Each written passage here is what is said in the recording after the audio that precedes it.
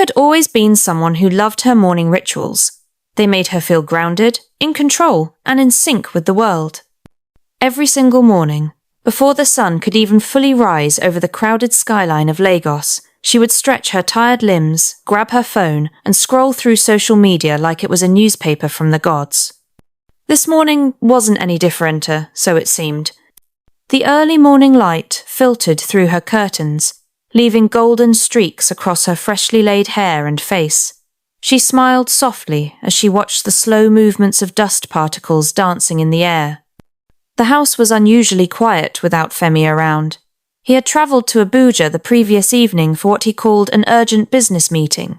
She had believed him without question. After all, it was Femi her Femi. She reached for her phone and scrolled through Instagram. Couples posting pre-wedding shoots. Motivational quotes flooding her timeline. A man who truly loves you will never give you reasons to doubt. Tolu giggled under her breath. Exactly, she whispered, as if blessing the post. She checked WhatsApp. Nothing from Femi. Strange. Normally, he would have sent at least a "Good morning, my queen" message by now. She shrugged it off. He was probably busy. Just as she was about to drop her phone and head to the kitchen, a message popped up. Amaka. Babes, are you awake? Tolu smiled. Her best friend never failed to check up on her. Yes, boo. What's up? She replied, typing lazily.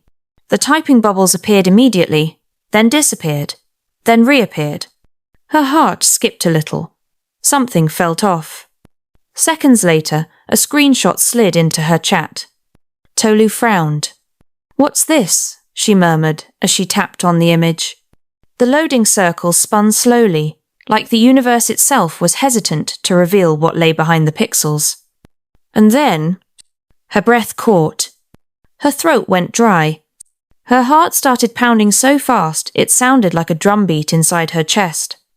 On her screen was a conversation, one she wasn't meant to see. Expanded inner monologue. No, this can't be, Femi. No, not my Femi. It's probably a prank. Maybe Amaka is joking. She loves to play rough sometimes. But this looks real.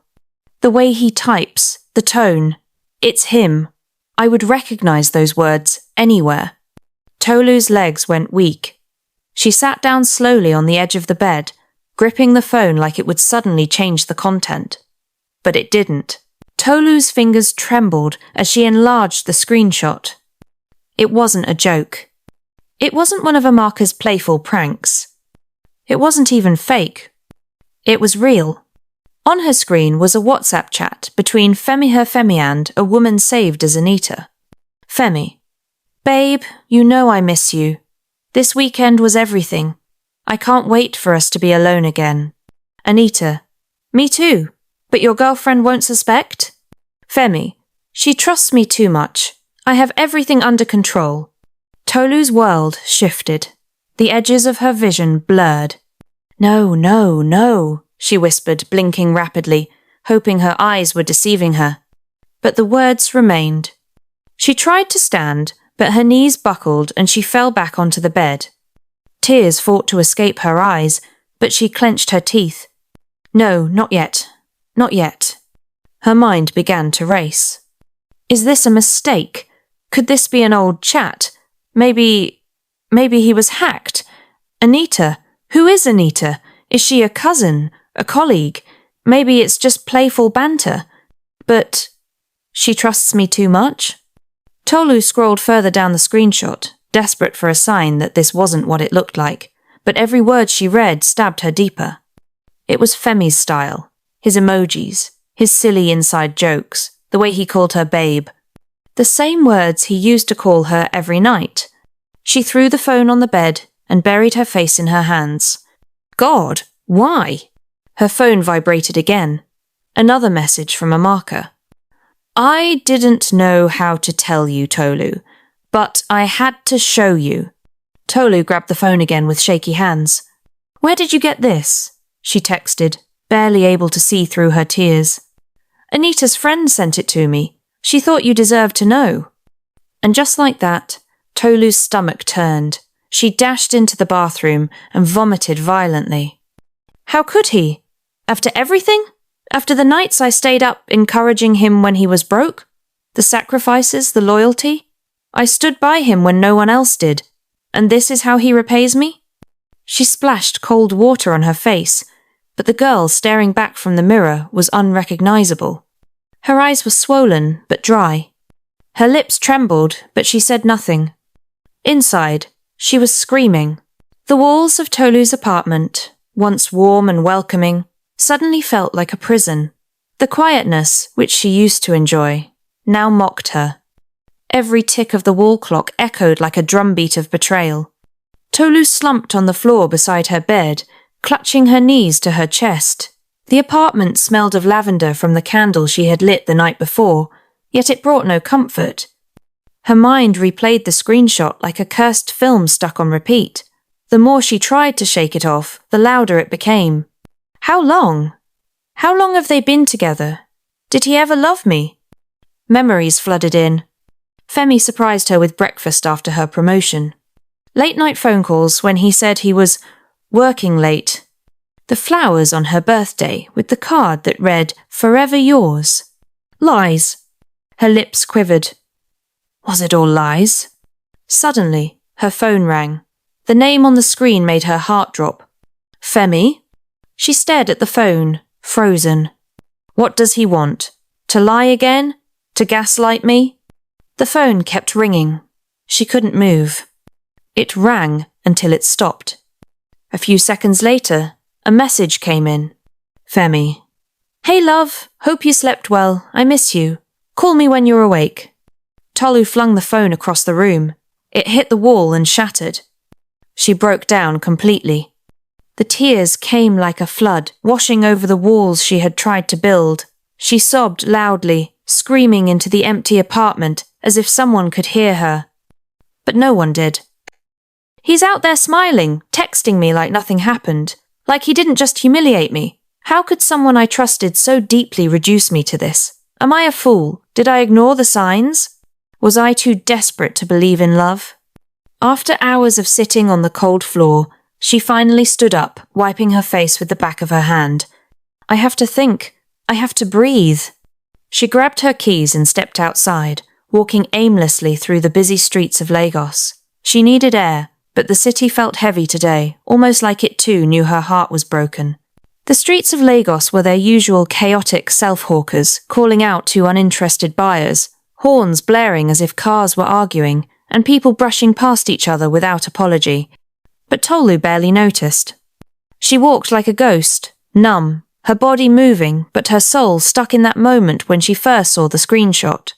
Her feet took her to a familiar place, without thinking Amaka's apartment. Before she could even knock, Amaka opened the door. It was like she'd been standing behind it, waiting. Tolu! Amaka gasped, pulling her inside immediately. You scared me! I've been calling! Tolu didn't speak. Amaka guided her to the couch, and without resistance, Tolu collapsed into it. I'm sorry, Amaka whispered, eyes filling with guilt.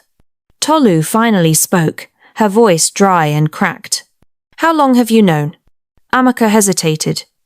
It was the hesitation that hurt most. Since last month, she whispered. Tolu's eyes widened. A whole month? Her voice trembled. You sat with me, laughed with me, even helped me plan his birthday. And you knew. Amaka's face crumpled. I couldn't. I didn't want to believe it myself. I confronted Anita first. She swore it wasn't serious. I wanted to gather proof before I told you. I was scared. Scared of what? Tolu snapped. Scared to save me from investing more love into a bottomless pit. The room fell silent. The only sound was the ticking of Amaka's wall clock and the chaos from outside. Tolu wiped her face harshly. She wasn't just broken anymore, she was angry. So everyone knew except me. Did they think I was too weak to handle the truth? Or did they just enjoy watching me play house while my man belonged to someone else? Tolu stood up. Thanks for the truth, Amaka, she said coldly. But you should have told me the day you found out. Don't ever think you were protecting me. She left the apartment, slamming the door behind her. Amaka burst into tears. Tolu didn't even flinch. Tolu didn't know how long she walked, The sun was setting, casting long shadows on the streets, but she kept moving, letting the chaos of Lagos drown out her thoughts. Her legs led her to the one place she swore she wouldn't go: Femi's apartment. She stood in front of his door, staring. Her heart pounded against her chest. Should I? Should I not? Before she could decide, the door opened. Femi stood there, looking as handsome and calm as ever. Tolu, babe, what are you doing here? You didn't pick my calls. His smile faded when he saw her face. Baby, what's wrong? Tolu pushed past him into the apartment. Don't you dare baby me, she snapped. Sit down. Femi tried to reach for her hand. Sit down, she repeated. He sat. Tolu pulled out the shattered pieces of her phone and threw them on his centre table. I saw it, she said plainly. Saw what? Femi asked, trying to sound confused. Don't insult me. The chats, Anita, everything, I saw it. Femi's jaw tightened. For a second, his mask slipped, revealing the coldness underneath. Then he smirked. So you finally found out. Tolu's heart stopped.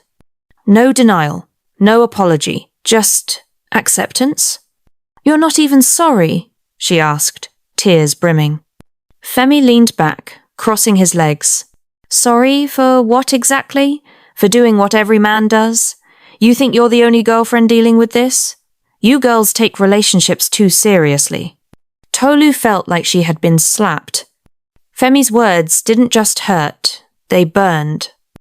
So this is who he truly is. This is the man I gave my heart to? I stayed up all night praying for him, encouraged him when he had nothing, only for him to reduce me to just another girl? She clenched her fists. But Femi wasn't done. You'll be back, Tolu. They always come back, he said smugly. You've invested too much to throw it all away. Tolu stood up slowly. Not this time, she whispered. Without another word, she turned and left, leaving Femi alone with his arrogance.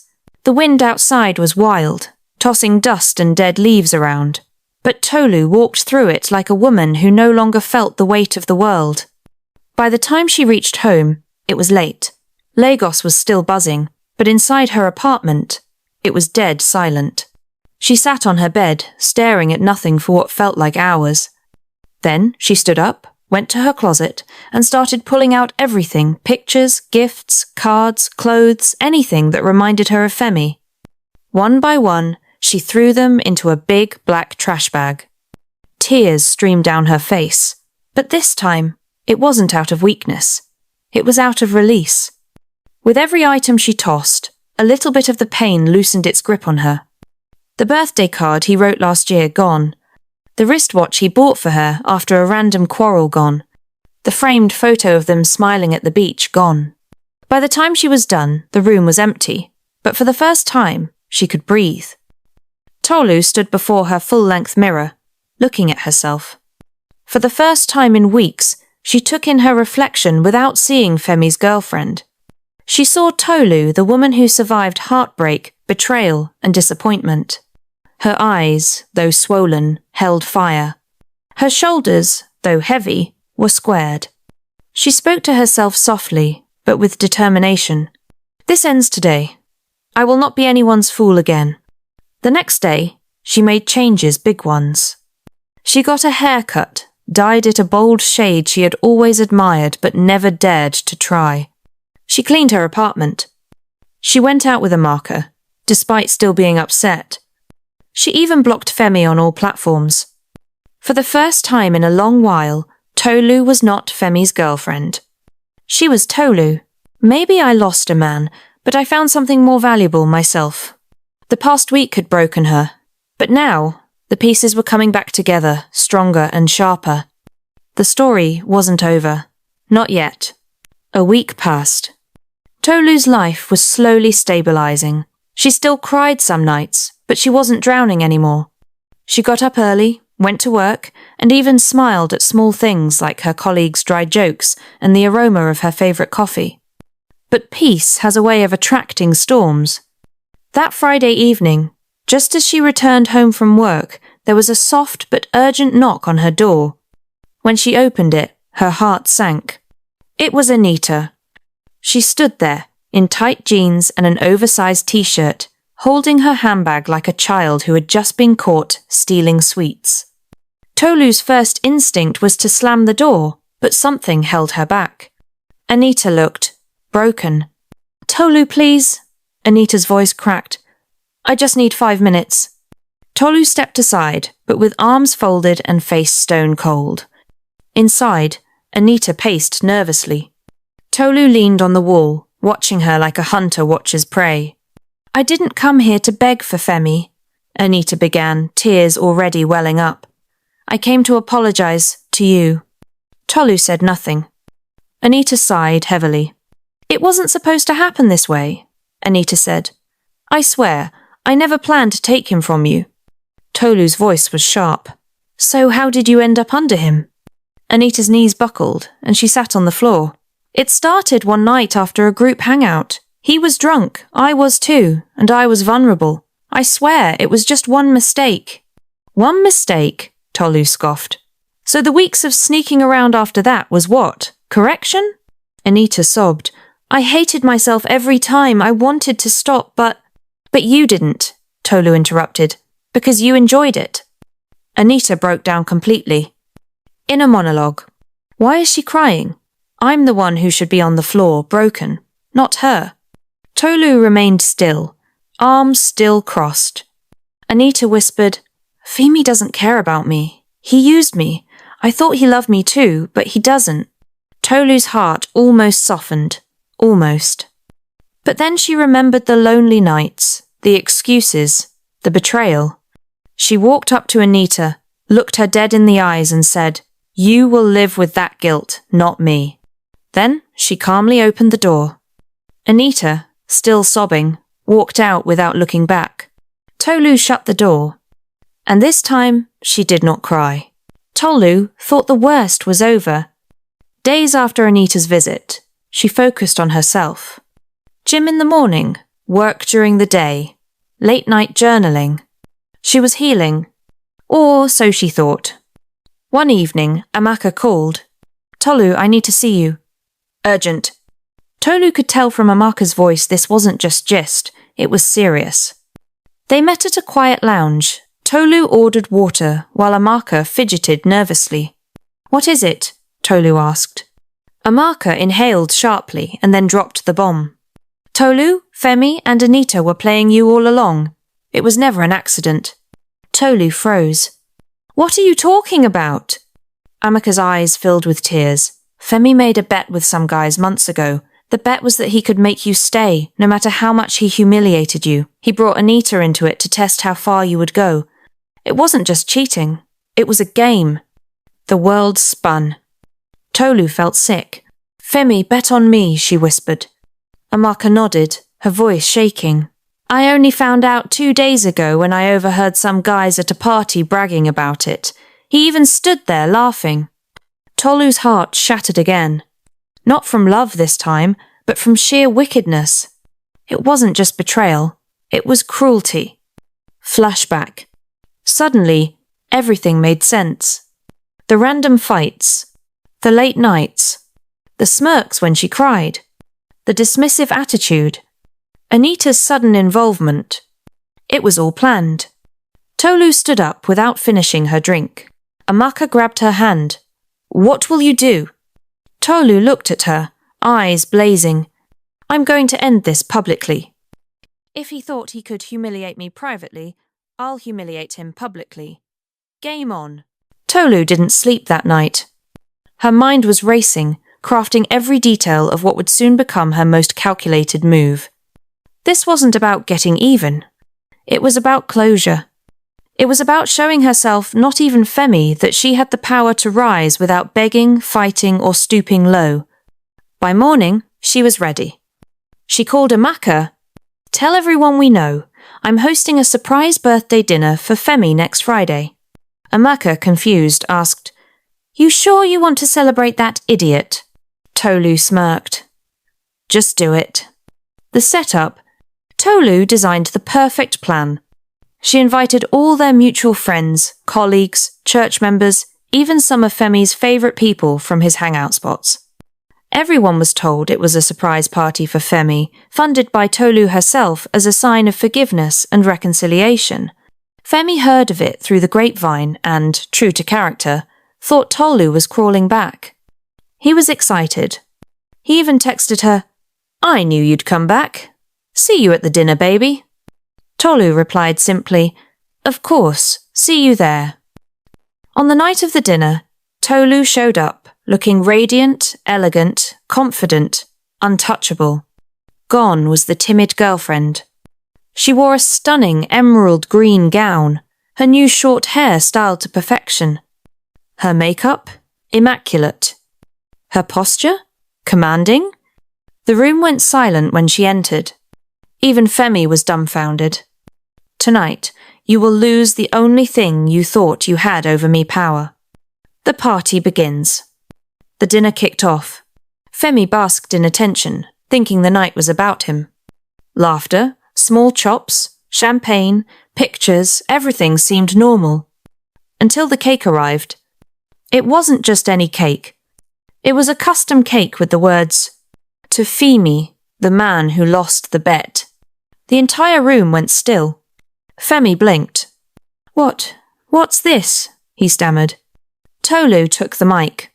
"I'll keep this short," she said, her voice steady. She turned to the crowd.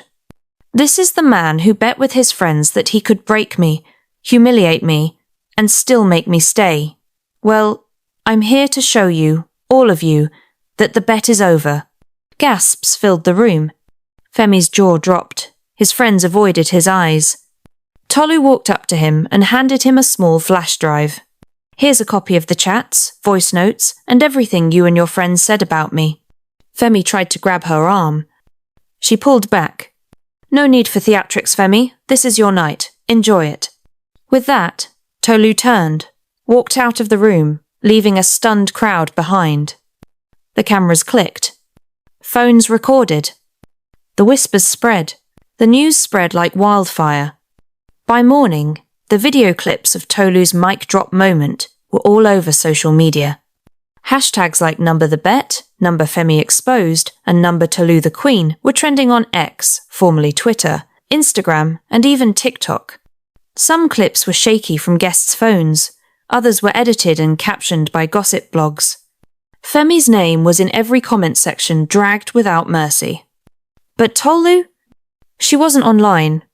She was at a quiet beachside cafe, sipping tea and watching the waves, away from the noise. Amaka joins. Amaka found her there hours later, panting from the trek. "You're trending like mad," she said. Tolu shrugged. Amaka sat. "You're not even going to check?" Tolu smiled faintly. "For what? I didn't do it for likes. I did it for peace." They sat in silence, watching kids play on the beach. Meanwhile, Femi's life unravelled in real time. His clients distanced themselves. His family was disappointed. Some of his friends who made the bet with him were exposed too. They all went underground. And Anita? She disappeared, unable to face anyone. Femi tried calling Tolu multiple times, but she never picked up. She had already deleted his number. The quiet victory. Days later, while sorting through old documents, Tolu stumbled upon a small letter she wrote to herself years ago. It was a simple note. "Dear Tolu, never forget who you are, even when the world tries to tell you otherwise."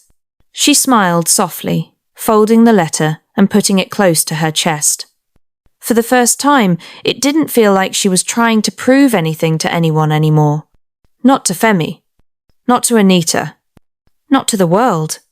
Just to herself. She had survived, and more importantly, she had healed. Tolu stood by the shoreline as the sun began to set, the orange hue reflecting on the calm waves. She whispered to herself, "I am enough. I always was." And just like that, she turned and walked away, not as the heartbroken girlfriend, not as the trending topic, but as a woman who took back her story. Some screenshots break you, others set you free,